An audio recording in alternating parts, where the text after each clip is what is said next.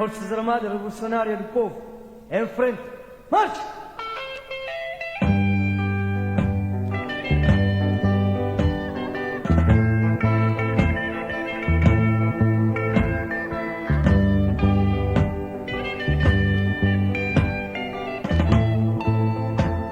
E paz também para outros países da região que passaram por golpes militares no ano passado, o Mali e a Guiné-Conakry.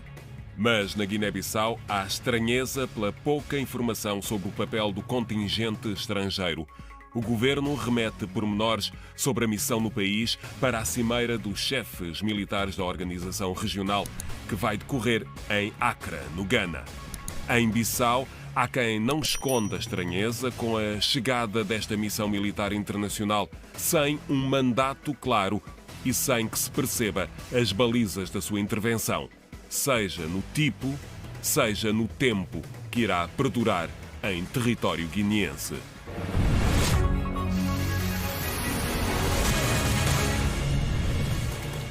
Esta semana recebemos no Causa e Efeito Armando Lona, Herculano Mendes, Manuel Dias dos Santos, Juvenal Rodrigues, Abdul Tavares, João Feijó, Artemísia Candé, Solange Salvaterra e Rui Tavares.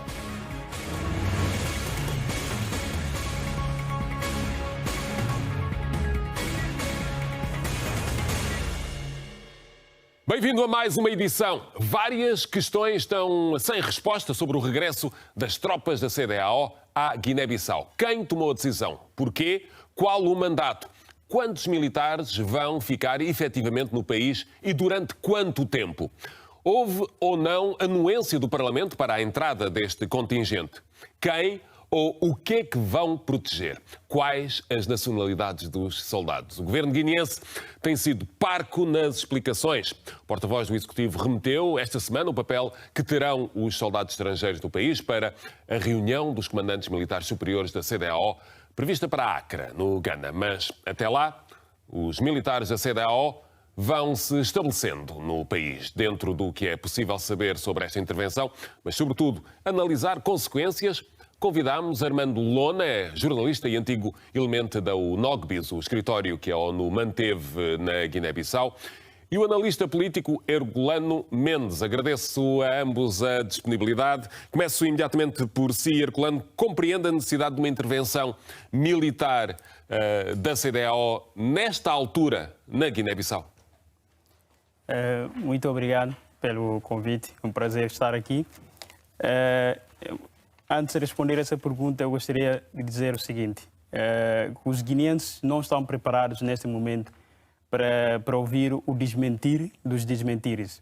O que é que isto quer dizer? Portanto, nós tivemos um período, né? Um período eleitoral na Guiné-Bissau, onde houve discursos dos candidatos, não é, que apresentaram a candidatura a eleições presidenciais. Um desses candidatos que foi eleito presidente da República foi o Márcio Sissoko Embalo, onde fez vários discursos. Um desses discursos, que é um discurso apoiado, de certa forma, pela Força Armada da Guiné-Bissau, tem a ver com o facto dele dizer que nas relações internacionais não há Estados pequenos, não existem Estados pequenos. Portanto, e outro discurso que ele faz tem a ver com o facto de que a presença da ECOMIB, que era a missão que foi enviada à Guiné-Bissau, consequência do golpe de Estado de 2012, que ele diz que isso era, de certa forma, uma humilhação à Força Armada da Guiné-Bissau, pelo facto de que a Força Armada não tem condições de garantir a segurança interna, não é? E lembramos que o fim da ECOMIB, sob a presidência guineense já de Umaro Sissoko Embalo, foi um objetivo e foi amplamente noticiada na altura. Exatamente, foi um ganho político do ponto de vista... O que me está a dizer é que, no fundo, há um retrocesso, é isso? É a sua leitura? Exatamente, o que mudou os poucos dois anos, não é? Para cá, o que mudou para hoje justificar a presença da força... E do seu entender, o que é que mudou? Acho que o Presidente da República mudou o seu discurso, não é? Aliás, nós temos que acreditar que os discursos políticos, ou seja, a campanha política, são discursos, são promessas, são para cumprir, não é? Agora, se tinha prometido que depois de tomar a posse enquanto Presidente da República, iria retirar a Ecomib da Guiné-Bissau, isso porque ele considerava isso como uma humilhação à Força Armada da Guiné-Bissau. Agora, qual é o motivo disto vir a ser uma outra realidade? Que a Guiné-Bissau vai conseguir viver numa situação desta. Portanto, acho que o que foi dito, a justificativa dessa missão tem a ver com o caso de 1 de fevereiro, que a tentativa de golpe de Estado na Guiné-Bissau. Eu acredito que não é suficiente, e não é suficiente para enviar a missão da CEDEAO da Guiné-Bissau, tendo em conta essa questão da tentativa de golpe de Estado. E eu acredito que isto pode ainda provocar mais situações de conflitos e de tensão a nível do país. Deixe-me falar agora com o Armando Lona, que nos acompanha a partir de Bissau. Bem-vindo uma vez mais, Armando. Como é que, pergunto, este regresso de tropas estrangeiras ao país está a ser visto, uma vez que na última vez que houve a necessidade da CEDEAO colocar um contingente militar, havia de facto uma situação em aberto, tinha havido um golpe de Estado, havia uma situação em aberto. Desta vez também há uma situação similar, há o mesmo tipo de tensão em Bissau? Bom, antes de tudo, bom dia, João. Muito obrigado pelo convite. Bom dia ao meu irmão Herculano. Olha, esta questão é muito pertinente. Eu acho que estamos perante dois cenários diferentes. Em 2012 tivemos um golpe de Estado consumado, que resultou logo no envio de uma força de estabilização, mas é preciso também sublinhar que esta força que veio em 2012 veio na sequência de uma outra força que aqui estava, que é a força, uma missão técnico-militar da Angola. Bom, na altura havia tensões entre Angola e o bloco regional, que é a CEDEAO. Quando a Angola retirou-se, entrou essa força da CEDEAO. Então, em 2012 estivemos num contexto de golpe de Estado consumado em Bissau. Desta vez não há um golpe de Estado consumado, houve uma tentativa, no seu entender, é justificação suficiente? Houve no dia 1 de fevereiro um ataque ao Palácio do Governo. Morreram pessoas, o Conselho de Ministros estava reunido,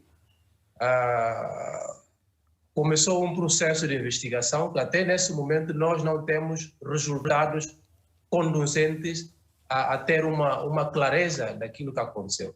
Aquilo que nós sabemos é que morreram guineenses durante a operação, durante o ataque ao Palácio do Governo.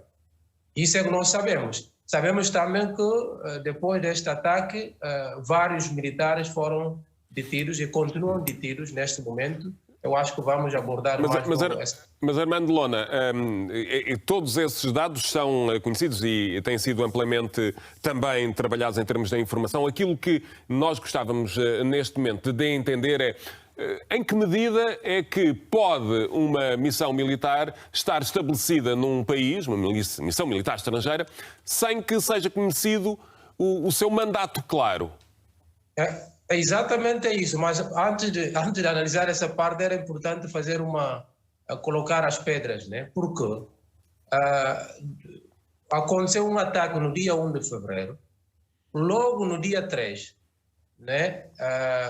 Houve a conferência dos chefes de Estado da CEDEAO em Accra, capital do Ghana, em que a Guiné-Bissau, representada pelo a ministra dos Negócios Estrangeiros, estava lá para pedir uma força da CEDEAO, uma força da estabilização.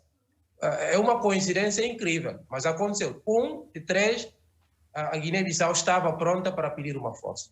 É uma coincidência um bocadinho incrível, na minha opinião. E depois, como eu estava a dizer, temos militares detidos na sequência desse ataque. Pelo que me parece que há uma vontade de justificar algo, justificar a entrada de forças estrangeiras na Guiné-Bissau. Mas diga-me uma coisa, o Armando vive em Bissau, é uma pessoa que se move em vários meios, sente-se a necessidade, a iminência de alguma forma de uma desestabilização do ponto de vista militar no país? Eu não vejo nada disso. Eu vejo uma tentativa de fazer entrar tropas estrangeiras no país, simplesmente. Mas do ponto de vista da segurança, não sinto aquilo que o João está a dizer. Ao contrário de 2012. Temos, como eu disse no início, temos duas situações diferentes. O que estamos agora a ter é que entraram tropas estrangeiras aqui com a bandeira da CEDEAO. Mas eu duvido que seja uma força da CEDEAO. Eu duvido que seja uma força de alguns países da CEDEAO, nomeadamente do Senegal e da Nigéria. Mas antes dessa entrada de forças estrangeiras desses países, nós conhecemos também as relações que existem entre os regimes desses países que eu mencionei. Então, daí é que não nos surpreende que agora a CEDEAO esteja a ser utilizada como capote para enviar forças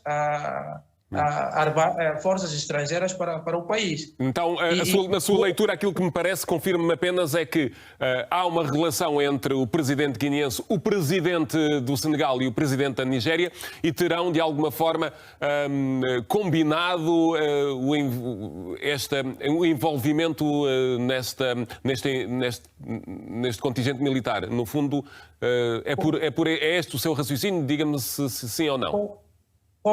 Confirmo e tenho a certeza que o tempo vai nos elucidar sobre isto. Armando, deixa-me voltar outra vez aqui ao Herculano Mendes, já lançámos vários dados sobre a mesa. Herculano, em que medida é que o Parlamento, os outros partidos com assento, podem ficar fora de uma decisão destas? Pois, acho que essa é a questão principal, não é? Que está a preocupar todos os guineenses. Porque acredito que a missão, envio de uma força estrangeira num país deve envolver todos. Deve envolver todos os partidos políticos, sobretudo os partidos políticos com assento parlamentar, deve envolver o governo, deve envolver também outros órgãos de soberania. Mas não... Acha que houve aqui uma decisão que ultrapassou esses outros órgãos de soberania? Exatamente, e fala-se se na verdade este tipo de missão é passível de pronunciamento do Parlamento da Guiné-Bissau, ou se o Parlamento deveria pronunciar sobre essa matéria ou não, mas o que acontece é que as decisões da CEDEAO são vinculativas aos Estados-membros. Portanto, os pareceres, a recomendação da CEDEAO não são vinculativos, mas qualquer tipo de decisão do chefe de Estado, da Conferência dos Chefes de Estados e de Governos, medidas que forem tomadas numa dessas conferências, realmente são decisões vinculativas aos Estados-membros. Mas, mesmo assim, há necessidade de, quando a missão já estiver já pronta para ir para o país, esses órgãos de soberania têm que ser informados. E também tem que dar o parecer, se estão favoráveis. E aquilo que sabe é que não foi feito esse passo. Neste momento não se conhece um mandato. Um mandato de uma força internacional pode ir até ao ponto de poder usar força letal. Consegue perceber que haja... Essa é a preocupação. Que haja necessidade disso? Essa é a preocupação dos guineenses e eu tenho também preocupado bastante sobre esse assunto. Agora, o que me parece, o que o meu conterrâneo estava a explicar, na verdade, aquilo que é a realidade da Guiné-Bissau atualmente, é que nós temos um Presidente da República que é amplamente apoiado pelos países da CEDEAO. Portanto, antes disto também houve um acordo de exploração de petróleo, né, entre a Guiné-Bissau e o Senegal, que foi um acordo secreto. Portanto, havia um momento em que o presidente foi confrontado com essa questão se havia um acordo já assinado entre o Senegal e a Guiné-Bissau. O presidente consegue ver uma relação entre estes vários há uma relação, momentos? Exatamente, há uma relação entre isto. Acho que há uma pressão do presidente do Senegal sobre o presidente da Guiné-Bissau nessa matéria do petróleo. Portanto, com o ex-presidente não se conseguiu, o presidente Macky Sall não conseguiu renovar o acordo de exploração de petróleo com o ex-presidente José Mário Vaz. Não se sabe o acordo que o presidente da República, Omar Sissoko Embalo, e os partidos que apoiavam a sua candidatura foram no Senegal, afirmaram um acordo político, né? Portanto, exatamente. Eu acredito que há uma pressão por parte do Senegal para que o acordo seja efetivamente cumprido na Guiné-Bissau. E disto tem que se garantir a segurança. Portanto, acho que como o acordo era secreto, o Parlamento não sabia nada, outros órgãos de segurança também não estavam cientes da situação. Então, portanto, há isso aqui esta pode necessidade provocar de garantir a segurança deste momento que poderá vir, no seu entender. Exatamente. Agradeço muito ao Herculano Mendes ter vindo ao Causa e Efeito. Agradeço também ao Armando Lona, a partir de Bissau, que aqui nos acompanhou, a olhar para esta entrada de soldados estrangeiros da missão da CEDEAO de novo na Guiné-Bissau.